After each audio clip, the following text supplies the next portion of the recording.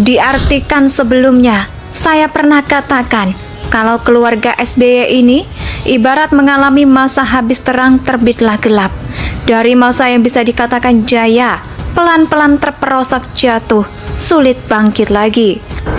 Dan selain itu, kegagalan AHY atau kemungkinan gagal AHY untuk maju di Pilpres 2024 yang menemui kesulitan yang sangat luar biasa gitu ya, karena nggak ada partai lain yang mau koalisi dan mau mengusung AHY gitu ya. Itu sebenarnya mungkin adalah karma bagi AHY itu sendiri. Halo guys, terpantau pamor Mas AHY sama Partai Demokratnya makin surut aja, ya nggak sih? Sepertinya partai-partai nggak minat nih dukung Mas AHY sebagai capres maupun cawapres. Waduh, kalau boleh kasih saran nih ya, menurut Cut, Partai Demokrat ini mesti nurunin daya tawarnya sih. Sebagai partai urutan nomor 7, pasti susah lah ya minta posisi sebagai capres. Terlalu mengada-ngada lah itu. Tetapi sayangnya, karakter si anak masih belum kuat.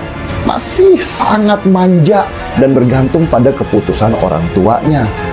Maka, apapun strategi AHY itu harus dikomunikasikan pada bapaknya. Inilah yang membuat banyak orang tertawa ketika AHY mencoba memaksa keluar dari nama bapaknya, tapi tidak berhasil mengangkat nama Demokrat seperti awal mereka berdiri. Ditambah lagi, banyak kader-kader Demokrat yang menunggangi nama Demokrat untuk kepentingan pribadinya, sehingga tidak bijak menggunakan media sosial. Indonesia sejak dulu kala tetap dipuja-puja bangsa. Bahkan AHY jauh lebih mengenaskan nasibnya. Habis gelap terbitlah gelap lagi, lalu datanglah gelap lagi. Suara melulu kayak mendung, tiada akhir. Kalau memang mau dibilang salah, SBY bisa jadi kalau mau menyebut ini semua akibat ambisi tak terkendali dari SBY. Mungkin ada benarnya nafsu yang terlalu liar membuat semua pondasi yang berhasil dibangun jadi robot ketika jadi puing-puing berserakan. Kenapa AHY keluar dari militer dan langsung diusung sebagai calon gubernur DKI Jakarta? Padahal pengalaman di politiknya, AHY ada yang bilang karirnya di militer sudah mentok dan tak bisa berkembang lagi, sehingga memilih terjun ke politik. Ada yang bilang ini akibat SBY yang terlalu terburu nafsu, menunjuk anaknya yang tidak paham apa-apa, langsung jadi calon gubernur. Sekalipun ibu kota, melihat dari kacamata manapun, ini tidak akan kecuali. Ini semua adalah berdasarkan nafsu politik SBY. Ibarat mengalami power pause syndrome dan ingin anaknya melanjutkan tradisi menguasai pemerintahan. Dikiranya rakyat itu bodoh dan tidak bisa mikir, tak punya pengalaman, tak punya track record, mau jadi pemimpin ibu kota.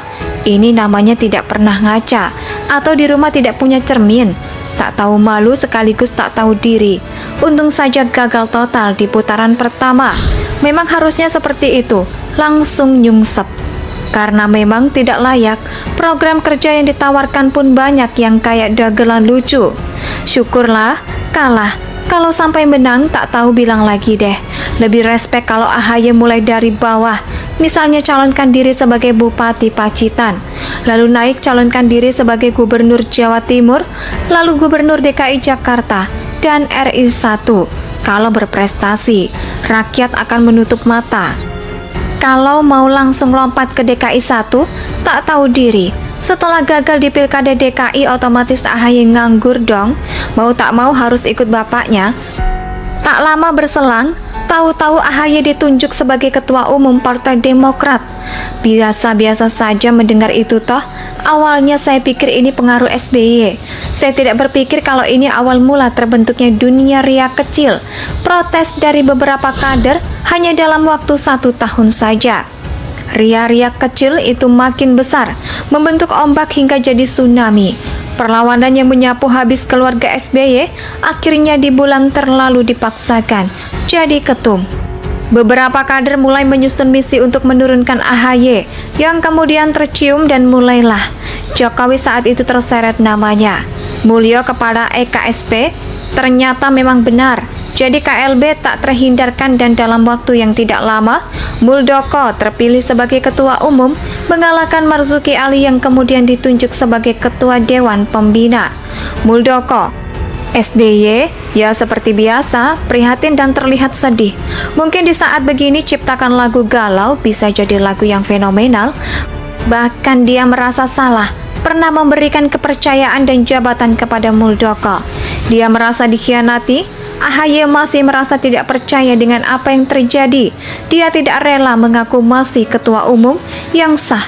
Sedangkan istrinya menyebut ini adalah pemerkosaan demokrasi suatu negara. Sekeluarga sedang syok. Diterpa badai yang rasanya terlalu singkat. Bahkan AHY jauh lebih mengenaskan nasibnya. Habis gelap terbitlah gelap lagi. Lalu datanglah gelap lagi. Suara melulu kayak mendung, tiada akhir. Kalau memang mau dibilang salah, SBY bisa jadi kalau mau menyebut ini semua akibat ambisi tak terkendali dari SBY. Mungkin ada benarnya nafsu yang terlalu liar membuat semua pondasi yang berhasil dibangun jadi robot ketika jadi puing-puing berserakan. Kenapa AHY keluar dari militer dan langsung diusung sebagai calon gubernur DKI Jakarta? Padahal pengalaman di politiknya, AHY ada yang bilang karirnya di militer sudah mentok dan tak bisa berkembang lagi, sehingga memilih terjun ke politik. Ada yang bilang ini akibat SBY yang terlalu terburu nafsu, menunjuk anaknya yang tidak paham apa-apa, langsung jadi calon gubernur. Sekalipun ibu kota, melihat dari kacamata manapun, ini tidak akan kecuali. Ini semua adalah berdasarkan nafsu politik SBY. Ibarat mengalami power pause syndrome dan ingin anaknya melanjutkan tradisi menguasai pemerintahan. Dikiranya rakyat itu bodoh dan tidak bisa mikir, tak punya pengalaman, tak punya track record, mau jadi pemimpin ibu kota. Ini namanya tidak pernah ngaca, atau di rumah tidak punya cermin, tak tahu malu sekaligus tak tahu diri. Untung saja gagal total di putaran pertama. Memang harusnya seperti itu, langsung nyungsep. Karena memang tidak layak, program kerja yang ditawarkan pun banyak yang kayak dagelan lucu. Syukurlah kalah. Kalau sampai menang tak tahu bilang lagi deh. Lebih respek kalau AHY mulai dari bawah. Misalnya calonkan diri sebagai Bupati Pacitan, lalu naik calonkan diri sebagai Gubernur Jawa Timur, lalu Gubernur DKI Jakarta, dan RI 1. Kalau berprestasi, rakyat akan menutup mata. Kalau mau langsung lompat ke DKI 1, tak tahu diri. Setelah gagal di Pilkada DKI, otomatis AHY nganggur dong. Mau tak mau harus ikut bapaknya. Tak lama berselang, tahu-tahu AHY ditunjuk sebagai Ketua Umum Partai Demokrat. Biasa-biasa saja mendengar itu toh. Awalnya saya pikir ini pengaruh SBY. Saya tidak berpikir kalau ini awal mula terbentuknya dunia ria kecil. Protes dari beberapa kader hanya dalam waktu 1 tahun saja.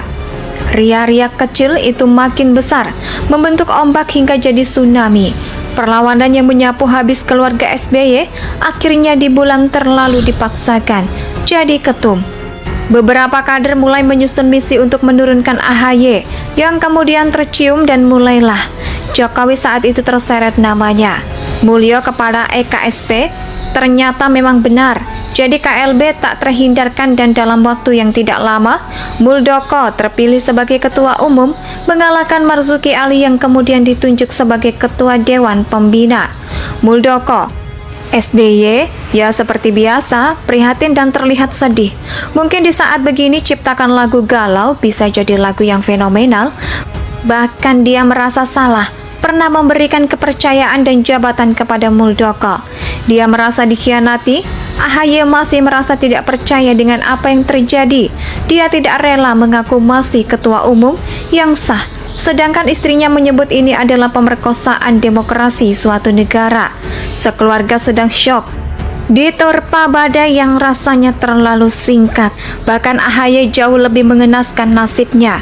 Habis gelap terbitlah gelap. Indonesia tanah air beta, pusaka abadi nan jaya.